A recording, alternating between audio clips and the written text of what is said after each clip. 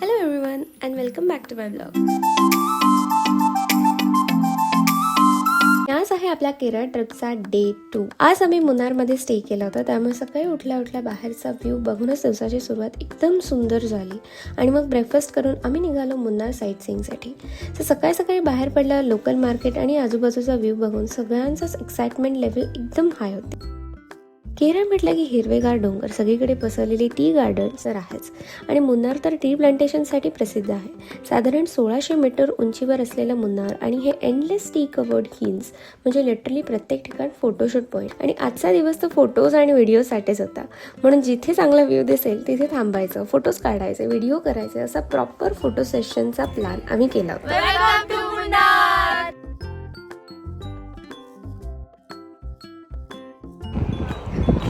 आता आम्ही जातो नेक्स्ट डेस्टिनेशन. वारा खूप भारी सुटलाय. तर आता पुढचा स्टॉप होता तो मट्टुपिट्टी डॅम आणि इको पॉईंट. मट्टुपिट्टीचा हा सुंदर लेक आणि इको पॉईंट खूपच छान होता, पण इथे एक गोष्ट थोडीशी डिसअपॉइंटिंग वाटली, ती म्हणजे इथलं पाणी बरंच ग्रीन आणि पोल्युटेड दिसत होतं. बाकी आजूबाजूचा व्ह्यू मात्र खूप सुंदर होता. इथलं साईट सीइंग झाल्यानंतर आम्ही लोकल मार्केट एक्सप्लोअर करायला गेलो आणि इथेच आम्हाला करायचा होता आज आमचा नाश्ता. तर इथे आजूबाजूला बरीच अशी दुकानं आहेत जिथे तुम्ही फ्रीज मॅग्नेट्स किंवा आणि बाकीच्या छोट्या गोष्टी घेऊ शकतात आणि इथे खूप चांगल्याही मिळतात, स्वस्त पण मिळतात कम्पेअर टू जे मेन मार्केट्स आहेत. इथे सगळ्यांच्या चेहऱ्यावर कितीही एक्साइटमेंट दिसली तरी प्रत्येकाच्या पोटात मात्र भरपूर भूक लागली होती. आता आम्ही झालोय नाश्ता करायला, लोकल काहीतरी ऑथेंटिक बघू, म्हणून मग आम्ही इथेच भरपेट ब्रेकफास्ट केला.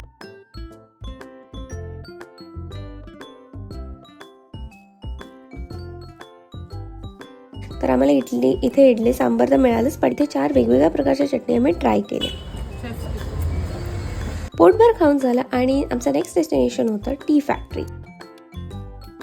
मुन्नारच्या टी कल्चरचा हा छोटासा ग्लिम्पस इथे बघायला मिळाला आणि इथे एंट्री फी देखील आहे आणि तसंच इथे नेटवर्कचा थोडा इश्यू असल्यामुळे कॅश कॅरी करणं इज द बेटर ऑप्शन.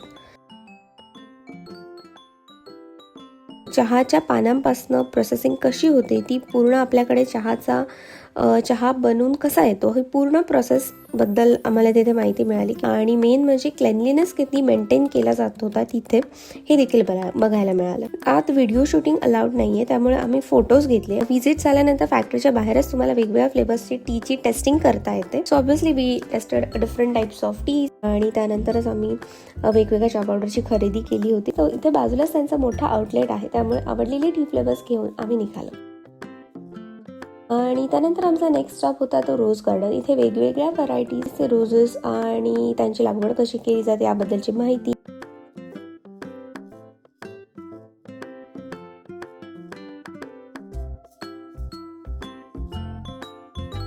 इथे वेगवेगळ्या व्हरायटीजचे रोजेस, त्यांची कशी लागवड केली जाते किंवा कोणकोणत्या प्रजाती उपलब्ध आहे. जवळपास मला वाटतं 100च्या वर तरी वेगवेगळ्या प्रकारची गुलाबाची झाडं इथे आहेत आणि त्याचबरोबर इतर वेगवेगळ्या प्रकारची झाडं तुम्हाला इथे बघायला मिळतात.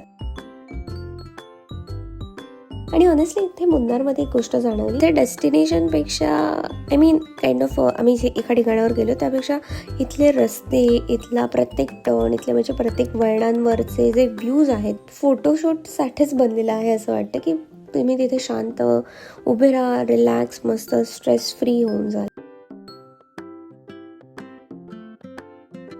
प्रियंका, हाऊ वाज युअर डे? मज्जा आली ना?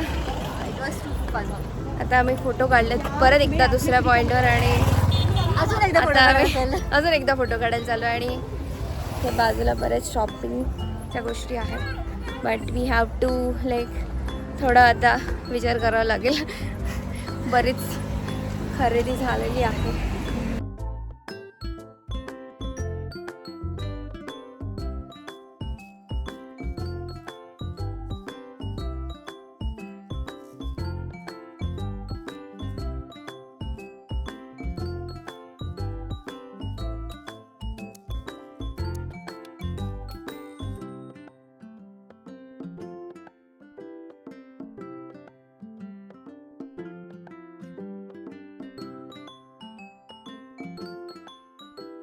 सो आता इतकं फिरून झाल्यावर आम्ही निघालो होतो लंचसाठी, कारण साईट सीइंग कितीही असलं तरी शेवटी पोटाला वेळ द्यावाच लागतो. 2 पार्टीज, एक व्हेजवाली एक नॉनव्हेजवाली. नॉनव्हेजवाली छान होतं, pepper chicken, even veg parotta, biryani was good. Veg पण छान होतं. व्हेजमध्ये आम्ही फ्राईड राईस आणि पनीर मागवलेलं अँड बोथ वर गुड. पण छान होतं. Yes, and service is also good, quick service. So पोटभर जेवण झालं आणि आता आम्ही निघालो आमच्या पुढच्या डेस्टिनेशनसाठी, एराविकुलम नॅशनल पार्क. जसं तसं आम्ही वर जात होतो तसं टेम्परेचर अजूनच कमी होत होतं आणि ऑब्व्हियसली मी माझं जॅकेट आणायला विसरली होती. पण बसमधून वर जाताना जो व्ह्यू दिसत होता त्यासाठी ती थंडी वर्थ इट होती. जितकं वर जात होतो तितकंच लँडस्केप सुंदर होत होतं आणि मध्ये मध्ये दिसणारे हे वॉटरफॉल्स कॅमेरामध्ये सगळे कॅप्चर झाले नसले तर डोळ्यांनी मात्र प्रत्येक मोमेंट सेव्ह केलेला होता. सो एराविकुलम नॅशनल पार्क हे अजून जास्त वरच्या उंचीला आहे आणि सेम की तिथे तुम्हाला त्यांचे बसेस आहेत प्रॉपर जे तुम्हाला त्या स्पॉटकडे घेऊन जातात. आता मी नॅशनल पार्कला आला. खूप जास्त थंडी आहे, खूप जास्त जमलं. अजून एवढा डिस्टन्स आम्हाला जायचा आहे आणि आम्ही अजून एवढा लांब आहोत. मी काय म्हणते, चढू शकतो आपण एवढं लांब. Guys, the nature is very beautiful. खूप सुंदर आहे, पण आम्ही खूप दमलेलो आहे कारण इथून थोडं चढ आहे. So you have to take some breaks and then it's a very good place. Let's go. बघू आम्ही वरपर्यंत जाऊ. But you can visit for scenery and weather.